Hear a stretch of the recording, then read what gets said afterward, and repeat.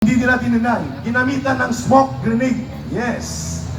Ginamitan din po ng tear gas.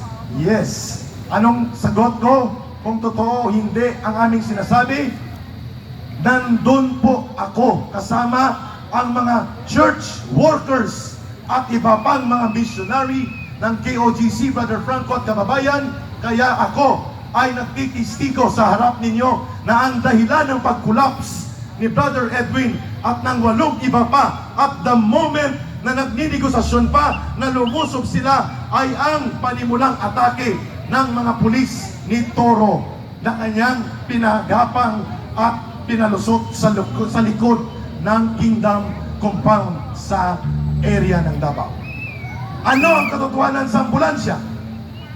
Ang ambulansya, habang nire-revive ni Dr. Libongkugon, ang isa sa mga physicians ng Kingdom of Jesus Christ, nandun kami sa gilid. Ambulansya po ito ng KOJC.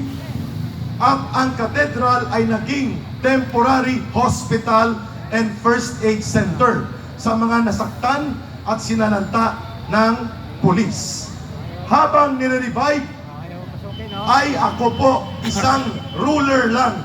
Ang distansya ko kay Dr. Libongkugon, dapat pinatawag siya kahapon ni Senator Bato de la Rosa upang sabihin na habang nire-revive ay may buhay pa na nakikita kay Brother Edwin sapagkat gumagalaw pa ng konti ang kanyang mga extremities, yung kamay niya.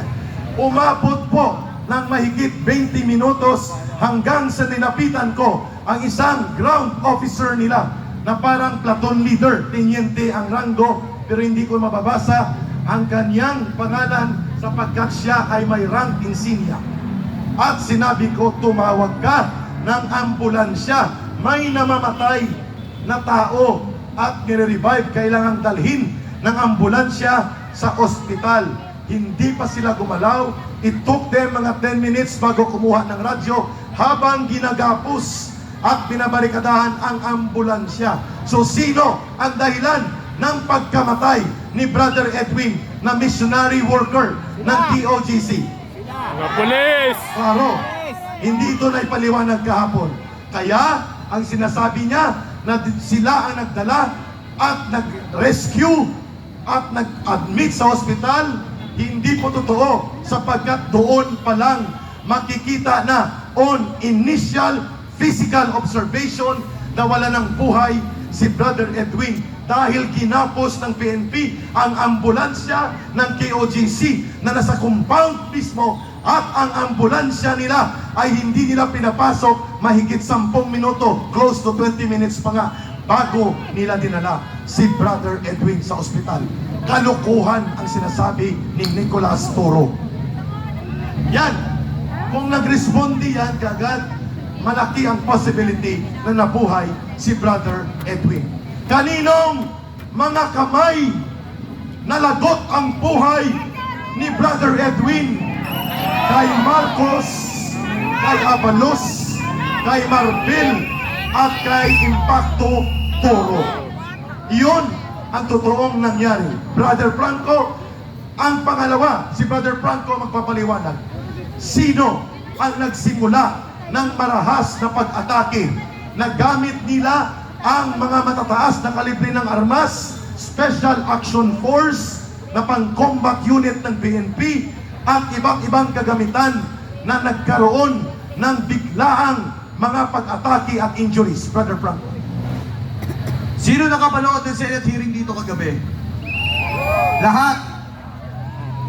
Lahat ng sinabi ni Ka Eric, lahat yan pinasinungalingan ni Tore. Ano tawag kay Tore? Galing! Isang malakas na Sinungaling! ayan si Tore. Dahil malinaw, dito pa lang ang video ay hindi nagsisinungaling. Sapagkat sinabi ni Tore na hindi daw siya makarescue, nahihirapan daw sila makarescue sa loob ng katedral dahil daw pinipigilan ng mga worker. Pero sino? Pinasok na nga nila libo-libong batalyon. At Brother Franco, sino ang nagbabarikada? Hindi po KOGC, pulis ang nagbabarikada. Sila po na may hawak na matataas na kalibreng armas. Yun. Dugtungan mo, Brother Frank. Yes.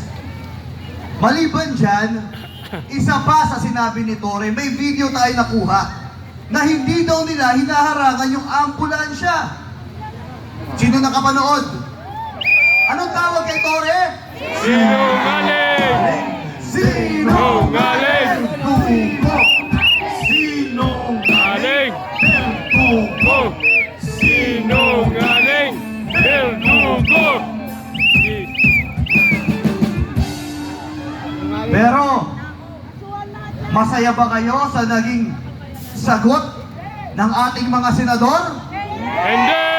Gusto ko malaman sa taong bayan, Gary. Open mic? Masaya ba kayo sa naging sagot ng mga senador kay Tore? Hindi! Ayun na nagsalita niyan. Kung gano'n ang sagot nyo, ang buong Pilipinas ay ganyan din ang sagot. Ngayon, tatanungin ko kayo, ano na ang gustong hakbang na gawin ng bawat Pilipino? Mag people power? Doon na tayo papunta. At ang people power ay hindi mali, hindi rin illegal, basta hindi tayo hahawak ng armas, hahawak tayo ng mapayapang pagtindig. Tama ang naririnig namin, people power. People power! People power! The people united will never be defeated. The people united Will never be defeated! The people united will never be defeated! The people united will never be defeated!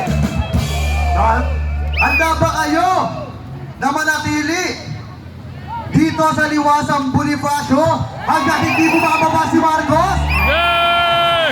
Marcos resign! Marcos resign! Marcos resign! Marcos resign! Marcos resign! Marcos resign! Marcos resign! At dahil dyan, pwede na kayong umupo, bibigyan natin ng kanyang nag-aalap na 10 minuto ng pakikipagkaisa si Colonel Mitran, isa sa mga retired officers ng Armed Forces of the Philippines.